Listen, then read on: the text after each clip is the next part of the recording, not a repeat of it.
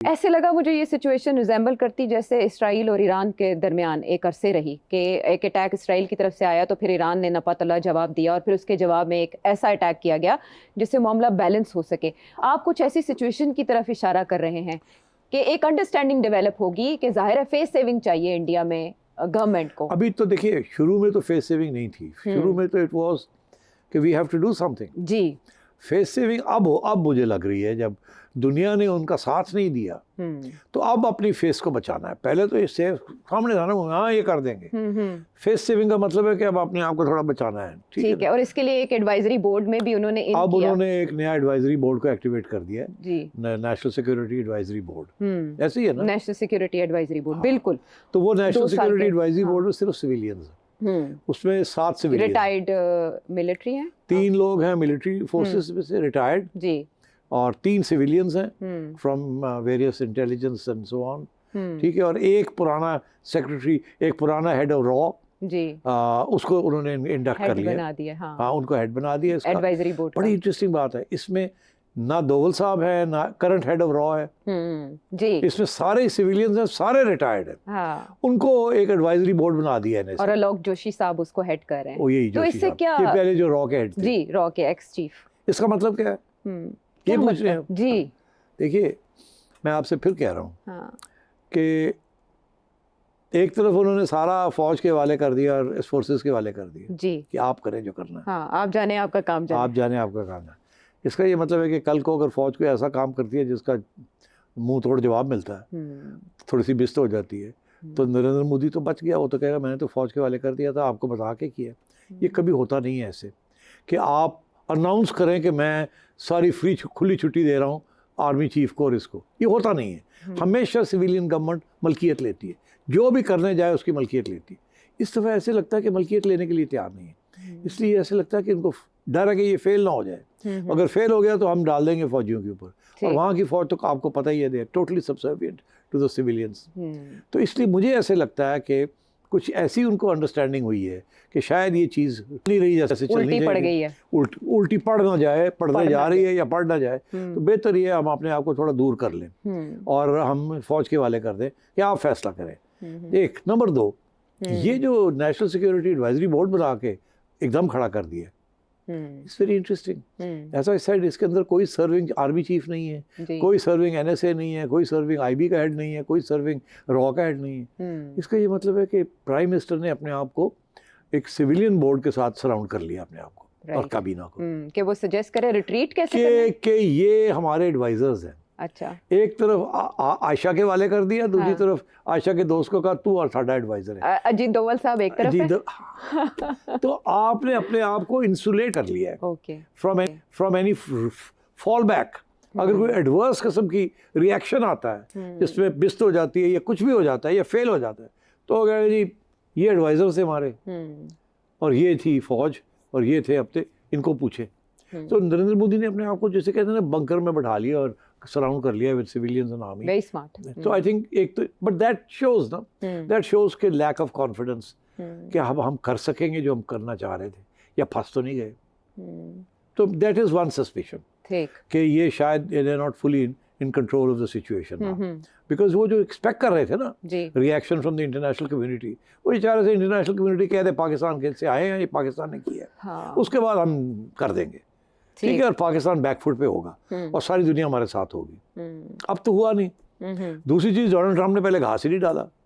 अब तीसरी चीज बड़ी इंपॉर्टेंट है। क्या?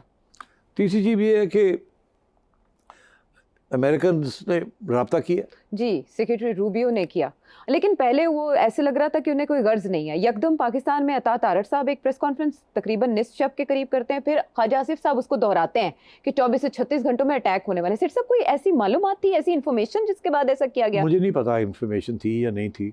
कुछ इन्फॉर्मेशन होती है, कुछ नहीं भी होती, कुछ प्रेपरेशन कर की जाती है, कुछ प्रीएम्प्टिव चीज़ की जाती है, ठीक। तो ये इंडिया को भी बताने वाली बात है कि हमें पता है आप करने वाले हैं, अगले 36 घंटे के अंदर हम तैयार हैं। तो इवन ना भी तैयार हों तो आप कहते हैं हम तैयार हैं, ये कहना पड़ता है ना। अगर आप कहते हैं जी अभी तो पता नहीं कब होगी, तो इसका मतलब आप तैयार ही नहीं है। तो ये तो बिल्कुल तैयार है। अच्छा, और हकीकत भी यही है कि at least the air force and navy are ready. बाकी आर्मी की जो मूवमेंट होती है उसको वक्त लगता है। ऑब्वियसली स्लो मूवमेंट है आर्मी की डिप्लॉयमेंट के लिए। मगर हमारी आर्मी जो है enough units station along the LOC, और इंडिया के लिए भी मूवमेंट जो है वो भी नज़र आ जाती है। वो कहते हैं इंडियन आर्मी को मोबिलाइज करने में 7 दिन लगते हैं, तो अब वो मोबिलाइजेशन तो शुरू होगी उस दिन, तो अब it must be almost complete. मगर so I think we should expect कि जो भी इंडिया करेगा should happen very quickly soon. अब how soon I can't say, because they are going to, उनके लिए एक बड़ी इंपॉर्टेंट चीज़ होगी, क्योंकि पाकिस्तान तैयार बैठा है। ये तो नहीं है कुछ सरप्राइज कि पता ही नहीं लगा तो आए तो कर गए, नो, अब तो बिल्कुल सारे लेके बैठे हुए हैं, आओ जी कड़ा आ रहे हैं, उनको टाइम मिल गया ना, तो इन्होंने किया नहीं। इसका ये मतलब है कि या तो इसको और डिले करेंगे वो, राइट, थोड़ा सा और टेंशन क्रिएट करेंगे, ठीक, और सोचेंगे किधर जाना है किधर नहीं जाना, क्या करना है क्या नहीं करना। दूसरा ये कि अभी एलिमेंट ऑफ सरप्राइज खत्म हो गया। अब सरप्राइज तो नहीं रहा ना, हमेशा वॉर के अंदर, वॉर स्ट्रेटजी के अंदर एलिमेंट ऑफ सरप्राइज बड़ा इंपॉर्टेंट होता है कि जी समझ नहीं आई कहाँ से आ गए। जैसे पर्ल हार्बर हुआ, कभी सोच भी नहीं सकते थे, जापानी आ गए और पर्ल हार्बर हवाई में अटैक कर दिया। इसी तरीके के साथ element of surprise is critical, जो हमने कारगिल में किया, पहुंच गए वहां, उनको पता ही नहीं चला, surprise, the Indians were caught of balance, वो थे ही नहीं, हम ऊपर चढ़ गए, जब उनको पता चला तो उस वक्त दे वर सिटिंग डक्स, उनकी बड़ी कैजुअलिटीज हुई। तो ये element of surprise is very important, खुफिया तरीके से तैयारी करके पहुंच जाना और हाइट्स ले लेनी और कमांडिंग पोजीशंस ले लेनी। Now that element of surprise gone. अब इनको ये ढूंढेंगे आयशा कि कहाँ हम कर सकते हैं जहाँ पाकिस्तान तवक्को भी नहीं कर रहा। कोई कहता है मुरीद के में लश्कर तैयबा का दफ्तर है, या वहाँ हेडक्वार्टर्स है, तो उसको बम कर दें। अब बात ये है कि ये तो खुली आम होगी ना बात। जब ये पहले गए थे बालाकोट, उस वक्त नहीं किसी को ख्याल था कि ये बालाकोट जाएंगे, उस वक्त एलिमेंट ऑफ सरप्राइज था इनके पास, मगर इस दफा तो कोई एलिमेंट ऑफ सरप्राइज नहीं है। कहाँ जाएंगे? जहाँ भी जाएंगे ये बैठे हुए हैं इंतजार में, ठीक है ना, क्योंकि वो तो आए और चले गए, भाग गए, ऐसे ही था ना। अब ये आएंगे, अगर आए तो ये भाग नहीं सकेंगे, नहीं भाग सकेंगे, बिकॉज मैं आपको बता दूं, अगर बाय एयर आते हैं ये कहीं भी पाकिस्तान जी एनी पार्ट, तो आपके pilots are sitting in their cockpits, चाय पी रहे हैं, कॉफ़ी पी रहे हैं, तैयारी करके बैठे हुए हैं। जैसे इंडिया का aircraft crosses the Pakistan border, उस वक्त within minutes they will be stopped by the Pakistani air force. तो they know it, we know it ji, तो इसलिए अब वो सरप्राइज एलिमेंट क्या है, वो अब ग्राउंड पे हो सकता है, राइट, वो क्या लंबा चौड़ा बॉर्डर है ना, वहाँ ये किसी किस्म की इंग्रेस कर सकते हैं। ओके, हाँ, फिर ये यहाँ से मोबिलाइज होगा, उनको अटैक होगी, that may take a few days, may be more to repel them. तो in the meanwhile India will say हम अंदर चले गए, 25 हमने घुस के मारा है, हमारी फौजें वहाँ बैठी हुई हैं, और ये फिर तैयारी करेंगे ठा करने की, फिर इवेंचुअली ये निकाल देंगे उनको, मगर वो 2 दिन के लिए वो लगेगा ऐसे कि ये अंदर आ गए हैं, ये हो गया, क्योंकि वहाँ एलिमेंट ऑफ सरप्राइज होगा कि किस जगह से उन्होंने अंदर आना है। मगर वहाँ भी इनके रडार्स लगे हुए हैं, इनके एरियल सर्वेलेंस हो रही है, ड्रोन्स चल रहे हैं छोटे छोटे टू मॉनिटर द एंटायर। इतना आसान नहीं होगा, लेकिन 2 में साथ देने का शुक्रिया। ऐसे लग रहा था कि जैसे पाकिस्तान और इंडिया को आपस का मामला खुद ही सेटल करना पड़ेगा, लेकिन जैसे यता तारड़ साहब ने या ख्वाजा आसिफ साहब ने खदशा जाहिर किया कि अटैक हो सकता है, जंग हो सकती है, मैं शायद कनेक्ट करने की कोशिश कर रही हूँ कि वहाँ secretary of state Marco Rubio की कॉल आती है जयशंकर साहब को इन इंडिया एंड वज़ीर आज़म पाकिस्तान शहबाज शरीफ साहब को इन पाकिस्तान से वो तहकीकात में ताउन का मुतालबा करते हैं और कहते हैं कि कंडेम करें। आपने कहा बैक चैनल एक्टिवेट होता है, क्या अमेरिका कर रहा है वो एक्टिवेट? पहली बात ये है कि ये अमेरिका इंडिया के साथ नहीं खड़ा, वो अमेरिका ये कह रहा है कि हम टेररिज्म के खिलाफ है, वो इंडिया के साथ पाकिस्तान के खिलाफ नहीं खड़ा। ओके, ये इम्प्रेशन गलत है, हाँ, ये अमेरिका न्यूट्रल प्ले कर रहा है इस वक्त। अमेरिका ने ये इंडिया को कहा कि हम कंडेम करते हैं, पाकिस्तान ने भी कहा हम कंडेम करते हैं जी, मगर अमेरिका ने ये नहीं कहा कि पाकिस्तान ने ये किया है, ये अभी अमेरिका ने नहीं कहा। अच्छा, अमेरिका में सोच क्या है, मैं आपको बता दूं सोच क्या है। अभी एक बड़ी इंटरेस्टिंग इंटरव्यू में सुन रहा था डैनियल मार्की की, जो कि एक एक्सपर्ट है पाकिस्तान इंडिया के ऊपर, वाशिंगटन बेस्ड थिंक टैंक में। अच्छा, वो कहते हैं कि जी अमेरिका में 2 किस्म की सोच, एक ये है कि जब तक इंडिया कोई एविडेंस नहीं प्रेजेंट करता, जो अभी तक नहीं की जी, जो क्रेडिबल है, हम पाकिस्तान का नाम नहीं आने देंगे, नहीं लेंगे, ना ही हम ये सोचेंगे कि पाकिस्तान ने करवाया है। और वजह हो सकती है किसी ने वहाँ किया हो या शायद फॉल्स फ्लैग हो, वो हम कुछ नहीं कह सकते, अभी तो तफ्तीश ही नहीं हुई। एक और पॉइंट ऑफ व्यू जो थिंक टैंक्स में है, गवर्नमेंट में एक या व्हाइट हाउस में एक, स्टेट डिपार्टमेंट में और थिंक टैंक्स में एक और फर्क। कहता है व्हाइट हाउस कहता है एविडेंस कहाँ है, अच्छा, मगर स्टेट डिपार्टमेंट कहती है कि पता है हमें जो इंडिया कहता है कि पाकिस्तान करता रहा ऐसी चीज़ें, वो तो एक रिकॉर्ड है, एक रिकॉर्ड है कि पाकिस्तान के अंदर ग्रुप्स भी ऐसे हैं जो या कहने के ऊपर कर देते हैं या खुद ही कर देते हैं। तो अभी तक कोई एविडेंस नहीं मिली, मगर जो सिंपैथी है वो इंडिया के साथ है इस थिंक टैंक्स के अंदर, वो प्रो इंडिया और स्टेट डिपार्टमेंट भी वो इंडिया के साथ, मगर खुल के नहीं आ रहे, कह नहीं रहे। वाई? बिकॉज व्हाइट हाउस ने कहा नो। वहाँ ये है कि जब तक एविडेंस नहीं आएगी हमने नहीं तल्लुकात ख़राब करने किसी के साथ या आगे आगे बढ़ के हमने नहीं को बात। इसीलिए रूबियो ने ये इनिशिएटिव लिया है कि जी मैं दोनों को समझाऊँ। अब जो मैं जो समझता हूँ उसने क्या बात की है, क्या कहा मुझे गुफ्तगू में क्या कहा, ताउन का कहा पाकिस्तान को? देखिए ये तो ऑफिशियल स्टेटमेंट है ना जी कि जी एक दूसरे के साथ ताउन करें और ये करें और लड़ाई झगड़े करें, एस्केलेशन ना करें। आई थिंक अंदर से क्या बात हुई है, मेरा ख्याल है उन्होंने कहा कि बैक चैनल खोले। अच्छा, बात करें आपस दो आपस में बात करें और बैक चैनल के जरिए करें। और this is the suggestion the Americans have given. हम मॉनिटर कर रहे हैं सिचुएशन को, इसको एस्केलेट ना होने दें। हमें एहसास है कि इंडिया कुछ करेगा और हमें पता है आप भी कुछ करेंगे, मगर इससे आगे बात ना बढ़े। और इसलिए बड़ा ज़रूरी है कि आप बैक चैनल खोल लें ताकि बात को कंट्रोल रखा जाए सारी चीज़ें। तो इस सिलसिले में क्योंकि उधर नेशनल सिक्योरिटी एडवाइज़र भी है और पूरा वहाँ तो एक पूरा अमला बना हुआ है इन किसी चीज़ों के लिए, और बैक चैनल्स NSA ही करता है। तो हमारे यहाँ पहले हमारी ISI बैक चैनल करती रही है। जनरल बाजवा के ज़माने में बिटवीन इंडिया एंड पाकिस्तान, उधर से NSA उनका करते थे, इधर से हमारी ISI के लोग करते थे। अच्छा, तो अब DG ISI तो चेंज हो गया ना यहाँ। इस DG ने तो उस वक्त का उसमें हिस्सा नहीं लिया था, उस वक्त जो बैक चैनल चल रहे। तो मेरा ख्याल है ये जो अभी आपने अनाउंसमेंट सुनी है रातों रात जी जी कि DG ISI को NSA नेशनल सिक्योरिटी एडवाइज़र भी बना दिया। और ऐसा तारीख में पहली बार हुआ कि हाजिर सर्विस फौजी, पहली दफ़ा हुआ कि हेड ऑफ ISI जो है वो NSA बन गए, national security adviser. Nasir Janjua साहब का हमने नाम सुना था, लेकिन वो रिटायर्ड थे। नहीं, वो तो रिटायर्ड भी थे और वो सिविलियन गवर्नमेंट ने लगाए थे ना। ये तो क्लियर कट है कि खुद ही नेशनल सिक्योरिटी एडवाइज़र लगा दिए। अच्छा, इंटरेस्टिंग बात ये है कि इससे पहले कुछ कशमकश चल रही थी। मैं आपको कुछ अंदर की खबर भी दे दूँ। क्या? आप पूछते रहते चिड़िया कितने गई। हाँ, हमारे जो अभी DG ISI रिटायर किए जी, नदीम अंजुम साहब। जी, नदीम अंजुम साहब, मेरा ख्याल है जो मेरी इन्फॉर्मेशन है उनकी ख्वाहिश थी कि वो रिटायरमेंट के बाद नेशनल 2 PM लग जाए। 2 PM लग जाए, क्योंकि उनके ज़माने में भी बड़ी आमदोरफ्त हुई और उन्होंने भी रोल अदा किया था अच्छा, एज हेड ऑफ ISI। अच्छा, तो उनके क्लेम तो बनता था कि, मगर मेरा ख्याल है ये सिफारिश सुनी नहीं गई। अच्छा, ओके।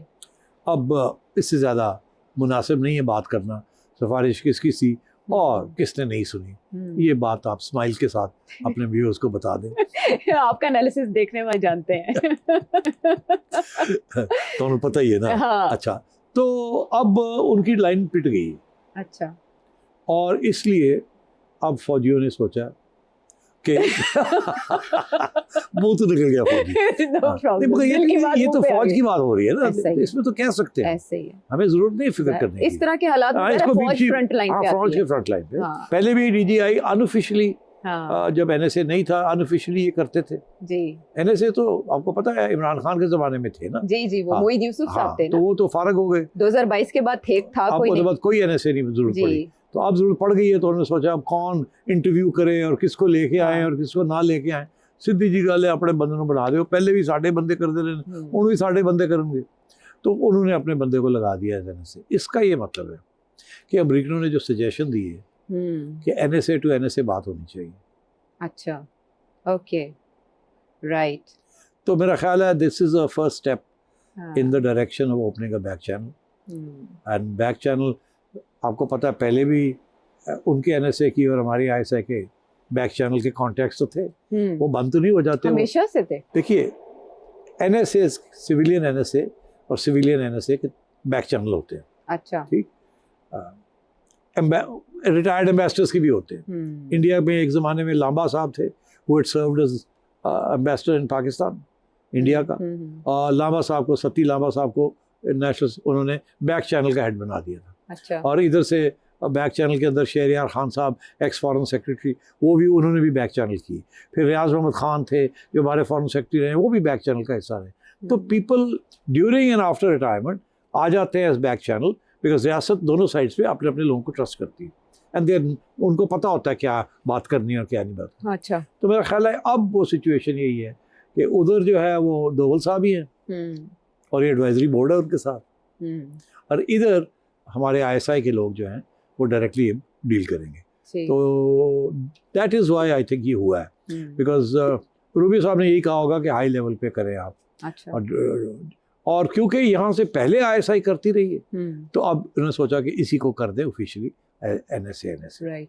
आपने जैसे, और मैं आपको बता दूं वन रीज़न वाई हमने आसिम मलिक साहब को सेलेक्ट किया जी, वो इसलिए क्योंकि आसिम मलिक साहब के हाल ही में बड़े अच्छे तल्लुकात अमेरिकन एस्टेब्लिशमेंट के साथ हो गए। उन्होंने एक जिहादी को एक अरेस्ट करवा के अमेरिकनों के हवाले किया, जिसकी बड़ी तारीफ हुई कांग्रेस में भी, इवन कि डोनाल्ड ट्रंप ने भी की, और इनके तल्लुकात बड़े अच्छे हो गए हैं उधर। तो उन्होंने कहा कि आसिम साहब ने लगा दी ऐसी, ये already is dealt with them, he knows them, America is going to be critical, always is critical. ठीक है okay. अगर कोई इंडिया किसी की बात सुनेगा तो वो अमेरिकनों की सुनेगा, और तो किसी की नहीं सुनेगा। तो इन्होंने मेरा ख्याल बड़ा अच्छा एक स्ट्रेटेजिक मूव किए चेस बोर्ड के ऊपर, कि हमने ISI भी फुली इन द लूप और उधर से NSA। अब मैं आपको बताऊं फ़र्क क्या है, NSA का रोल क्या होता है और ISI की रोल क्या होता है आमतौर। ये वहाँ आप समझे रॉ का क्या रोल है और NSA का क्या रोल है। ओके। ISI इधर और रॉ उधर, ये इंफॉर्मेशन गैदरिंग करती है, इंफॉर्मेशन इंटेलिजेंस बेसिस के ऊपर देती है। अच्छा। गवर्नमेंट को। गवर्नमेंट के पास NSAs होते हैं जो उसको एग्जामिन करते हैं उस इंफॉर्मेशन को, उसको डाइजेस्ट करके एनालाइज करके एक पॉलिसी फ्रेम देते हैं। तो दो डिफरेंट फ्रेम्स होते हैं। ISI या इंटेलिजेंस एजेंसी इंटेलिजेंस के बेसिस के ऊपर आपको इंफॉर्मेशन देती है कि दुश्मन क्या सोच रहा है, क्या कर रहा है, क्या कर सकता है, ये हो सकता है, वो हो सकता है, ये इंफॉर्मेशन आई। और जो NSAs होते हैं वो सारी इंफॉर्मेशन लेके उसको घुमाते हैं, फिर आते हैं, चेक करते हैं और एक पॉलिसी डॉक्यूमेंट पर बनाते हैं बेस्ड ऑन दैट इंफॉर्मेशन। ठीक है। तो अलग अलग रोल्स होते हैं। और हमारे यहाँ because of the overhang, military overhang historical, हमारी जो ISI है उनके अंदर एक पॉलिटिकल विंग भी है। It's a very powerful political wing of the ISI। अच्छा। तो आप समझिए कि ISI इंफॉर्मेशन लेके आती है, ISI-A एनालिसिस करती है, और ISI-P पॉलिटिकल आप समझे वो पॉलिटिक्स को देखती है।